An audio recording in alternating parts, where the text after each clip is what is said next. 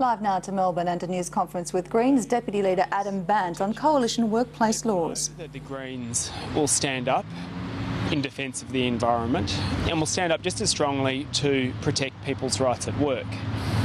Labor is in disarray. The polls point to a Tony Abbott government after September. And the only thing standing in the way of Tony Abbott having total control of the parliament is the Greens.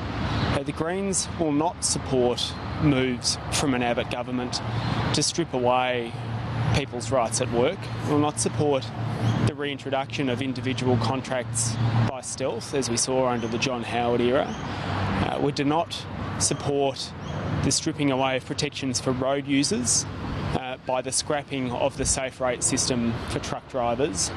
And the Greens believe that there should be one system of laws that applies to everyone across the board, and that people shouldn't have less rights than accused criminals simply because they work in the construction industry.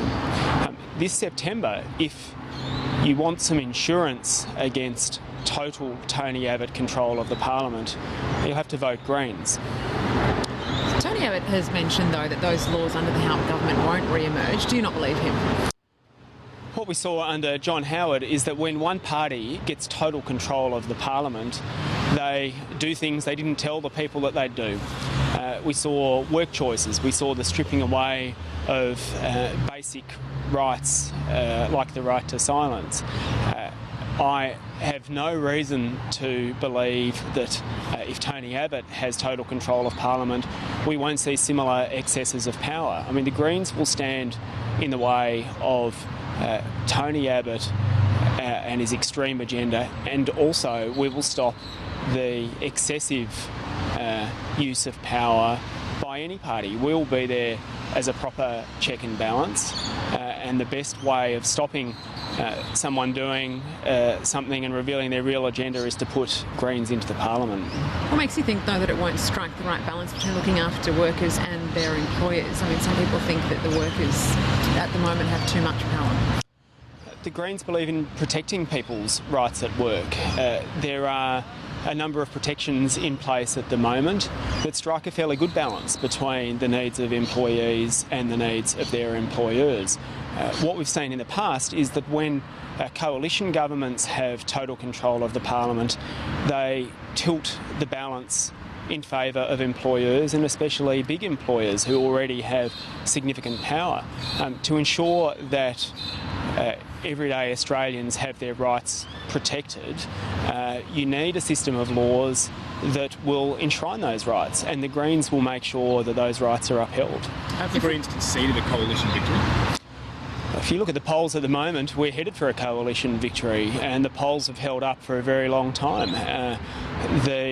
Barring some unforeseen event, it looks like on September the 15th we'll wake up to a Tony Abbott government. It's not something that makes me feel especially good. I'm quite worried about what a Tony Abbott government will do to the environment and will do to people's basic rights. The best protection will be Greens. The Greens will be the real opposition to Tony Abbott. Labor will be in disarray. They'll be working out what they stand for. They're still trying to work out who is going to lead them. The Greens will be the real opposition to a Tony Abbott government. What do you make of Kevin Rudd's re-emergence this week? Labor's in disarray, and if there's a Kevin Rudd re-emergence, then I expect half of the front bench will quit because they've said that they couldn't work under Kevin Rudd. Labor does not know what it stands for, does not know who it wants to lead them. The Greens are pretty clear on that. We want to see a better public health system, better public education, more money for schools and greater protection for the environment. And we'll be ready from day one of an Abbott government to take the fight up to Tony Abbott. Meanwhile, Labor keeps fighting amongst itself. Well, we'll fight for what matters. But do you believe Kevin Rudd when he says he's not going to stand for leadership? I've heard it before, and they still keep sticking their hand up for challenging. People still keep popping their heads up on television talking about a change of leadership. It's a revolving door in the Labor Party, and it's because they don't have any solid principles anymore in which to anchor themselves, and it's all about factional bosses manoeuvring for power, and they'd rather lose an election and maintain their own factional power, even if it means bringing the ship down with them, and we see more and more of it every day. How big of a concerns for the Greens, the reinstatement of the building construction watchdog? Greens have said from day one that there should be one system of laws that applies across the country, and you shouldn't have less rights than an accused criminal just because you work in the construction industry.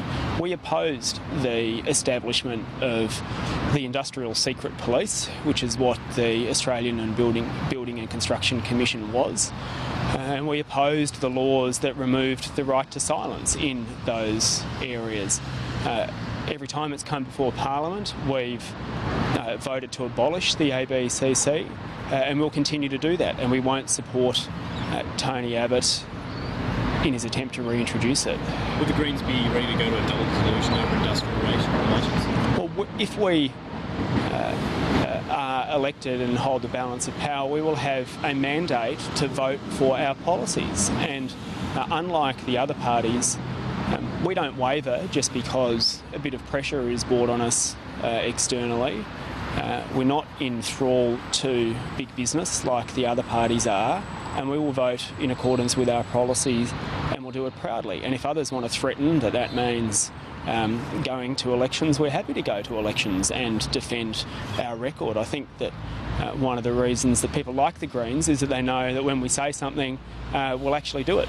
You talked about the balance of power that you have in the Senate and predicting a coalition victory. What sort of predictions do you have for your own party? Are you going to increase your numbers in the Senate, and what about your own seat in the lower house? I'm very hopeful that across the board the Greens vote will increase, and that will increase our numbers in both houses of Parliament.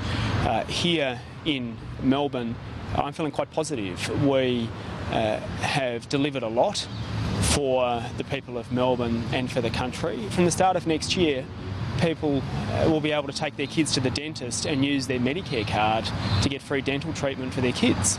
There's $13 billion going into clean and renewable energy. All of that happened because the people of Melbourne voted Green at the last election. And they'll have a pretty clear choice at this election as well. They can either have the deputy leader of a party in balance of power, or they can vote for a backbencher in a dwindling opposition that doesn't know what it stands for. We've been last